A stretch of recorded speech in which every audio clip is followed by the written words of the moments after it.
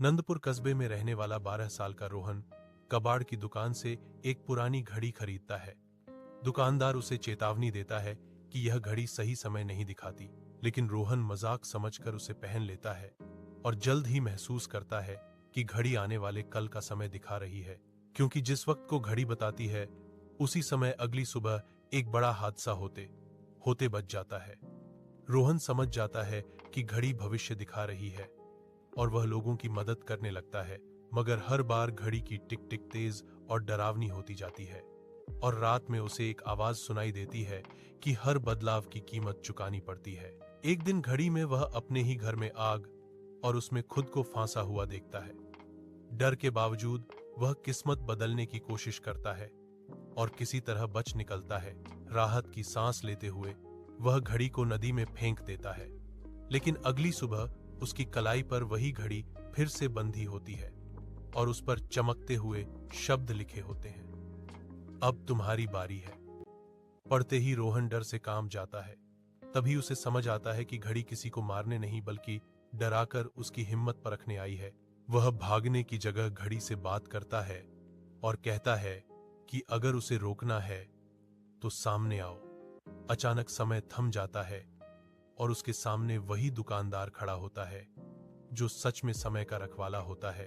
वह बताता है कि जो डर से भागते हैं उन्हें घड़ी हमेशा के लिए कैद कर लेती है, लेकिन जो सच का सामना करते हैं उन्हें छोड़ देती है। दुकानदार घड़ी खोलकर रोहन की कलाई से हटा देता है और समय फिर चलने लगता है।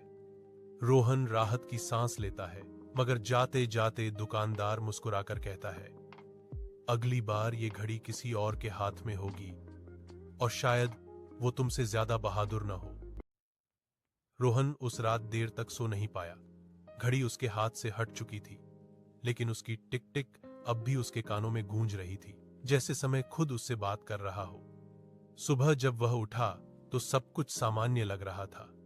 मां रसोई में चाय बना रही थी, बाहर गली में बच्चे खेल रहे थे और दीवार की घड़ी ठीक समय दिखा रही थी। लेकिन रोहन को अंदर से अजीब बेचैनी महसूस हो रही थी, जैसे कुछ अधूरा छूट गया हो। वह बार बार अपनी कलाई देखता, जहां पहले वह रहस्यमयी घड़ी बंधी रहती थी, और हर बार खालीपन देखकर उसे राहत की जगह डर महसूस होता। स्कूल जाते समय उसे वही कबाड़ की दुकान दिखी, लेकिन आज वहां ताला लटका था और दुकान के बोर्ड पर जंग लगा हुआ लिखा था, यहां समय बिकता है। रोहन को याद ही नहीं था कि यह लाइन पहले कभी लिखी हुई थी। उस दिन स्कूल में भी रोहन का मन नहीं लगा। ब्लैक बोर्ड पर लिखे शब्द उसे धुंधले लग रहे थे और हर घड़ी की सुई उसे घूरती हुई महसूस हो रही थी। अचानक क्लास में शोर मच गया। एक लड़का बेहोश होकर गिर पड़ा। टीचर उसे उठाने दौड़े, लेकिन रोहन जम सा गया, क्योंकि ठीक उसी पल उसे अपनी कलाई पर फिर से हल्का सा वजन महसूस हुआ। उसने धीरे से हाथ नीचे किया और देखा वही पुरानी घड़ी, टूटी सी, जंग लगी लेकिन जिंदा।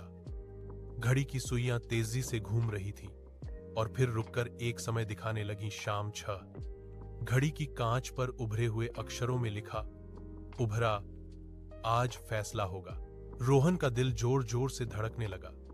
वह जानता था कि यह कोई इत्तेफाक नहीं है। स्कूल से लौटते समय वह हर कदम पर डरता रहा, क्योंकि अब उसे समझ आ चुका था कि यह घड़ी सिर्फ भविष्य नहीं दिखाती, बल्कि इंसान की हिम्मत और लालच को परखती है।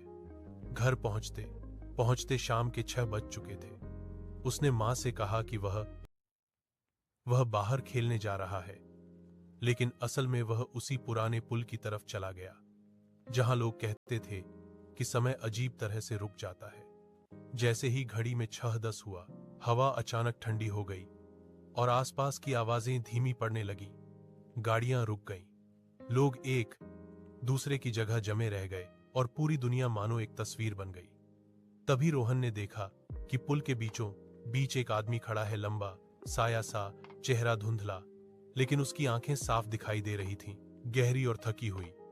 वही आदमी धीरे धीरे बोला, अगर समय को बदलने का मौका मिले तो तुम क्या करोगे?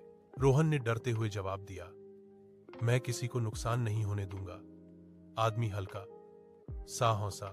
यही जवाब हर कोई देता है, लेकिन सच तब सामने आता है जब कीमत चुकानी पड़ती है। वह आदमी खुद को समय का कैदी बताता है, एक ऐसा इंसान जिसने सालों पहले घड़ी का गलत इस्तेमाल किया था, अपने फायदे के लिए दूसरों की किस्मत से खेलते हुए। सजा के तौर पर उसे समय के बीच फंसा दिया गया, न पूरी तरह जिंदा न पूरी तरह खत्म।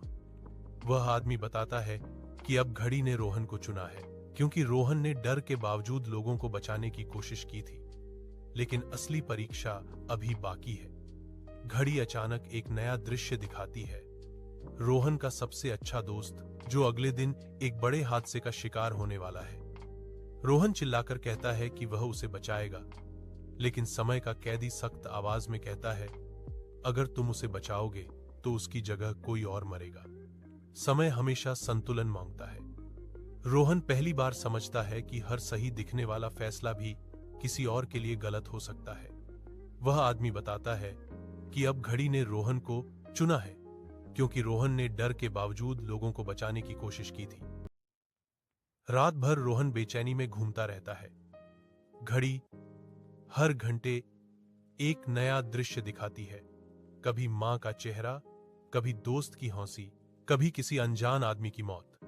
रोहन की आंखों में आंसू आ जाते हैं।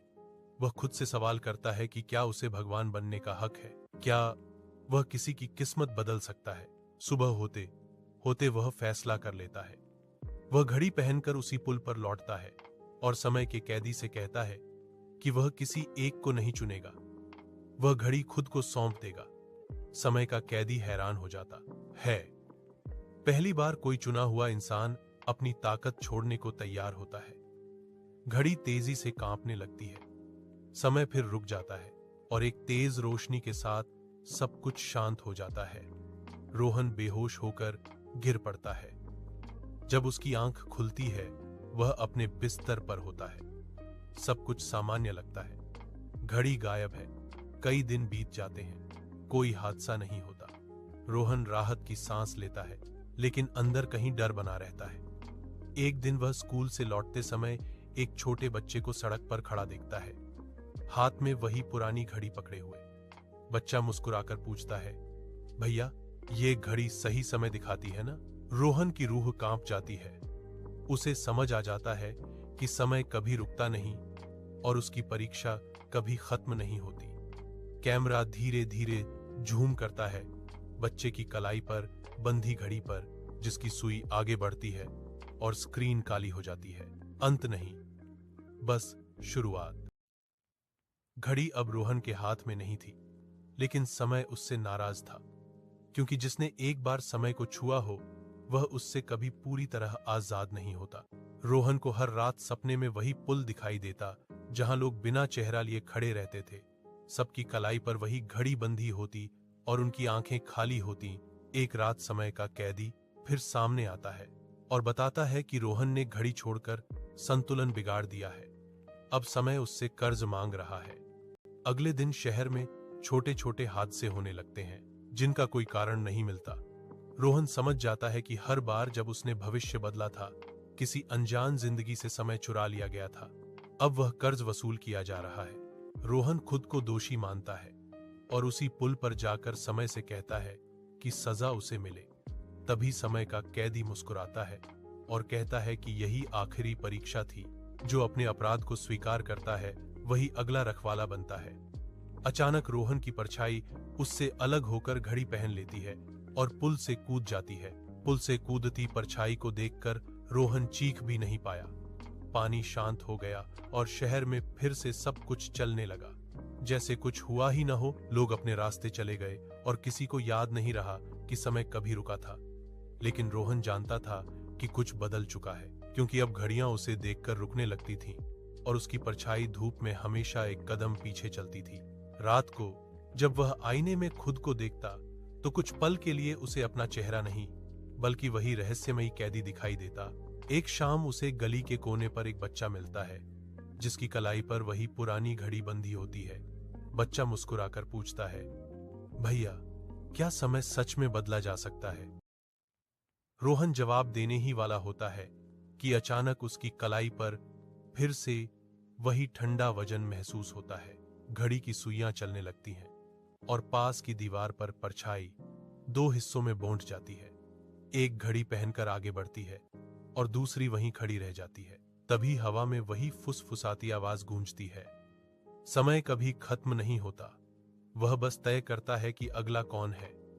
घड़ी की टिक टिक अब डरावनी नहीं बल्कि भारी लगने लगी थी, जैसे हर आवाज रोहन से कुछ पूछ रही हो। परछायां जो अब तक उसके पीछे चलती थीं, धीरे धीरे स्थिर होने लगीं और समय पहली बार उसके चारों ओर ठहरा नहीं बल्कि शांत हुआ। रोहन उसी पुल पर वापस पहुंचा जहां सब कुछ शुरू हुआ था और पहली बार उसने घड़ी से भागने की कोशिश नहीं की बल्कि उसे दोनों हाथों में थाम लिया। तभी वही रहस्यमयी आवाज गूंजी और समय का कैदी सामने आया। इस बार उसका चेहरा साफ था और आंखों में थकान नहीं बल्कि उम्मीद थी। उसने बताया कि समय किसी को सजा देने नहीं बल्कि इंसान को उसकी सीमाएं समझाने के लिए चुनता है, और जब कोई इंसान अपनी गलती मानकर जिम्मेदारी ले लेता है तो संतुलन अपने आप लौट आता है। रोहन ने स्वीकार किया कि उसने भविष्य बदलने की कोशिश करके खुद को सबसे ऊपर समझ लिया था और वही उसकी सबसे बड़ी भूल थी। घड़ी की सुइयां धीरे धीरे सही समय पर आकर रुक गईं। परछाई फिर से रोहन में समा गई और पुल के नीचे का पानी पहली बार साफ दिखाई दिया। समय का कैदी मुस्कुराया और कहा कि अब वह कैदी नहीं रहा क्योंकि रोहन ने लालच की जगह समझदारी चुनी थी। घड़ी हवा में घुलकर गायब हो गई और शहर में रुक कर चलने वाली घड़ियां फिर से एक साथ चलने लगी। रोहन घर लौटा तो मां की मुस्कान वही थी, दोस्तों की हंसी सच्ची थी और किसी हादसे की कोई याद नहीं बची थी। आखिरी दृश्य में रोहन दीवार की घड़ी को देखता है जो बिल्कुल सही समय दिखा रही होती है और वह हल्की सी मुस्कान के साथ कहता है कि हर चीज को पहले से बदलना जरूरी नहीं, कुछ चीजों को समय पर छोड़ देना ही सबसे सही फैसला होता है। मॉरल सीख, जिसे भविष्य बदलने की ताकत मिल जाए, अगर वह उसे छोड़ना सीख ले, वही सबसे बड़ा इंसान होता है।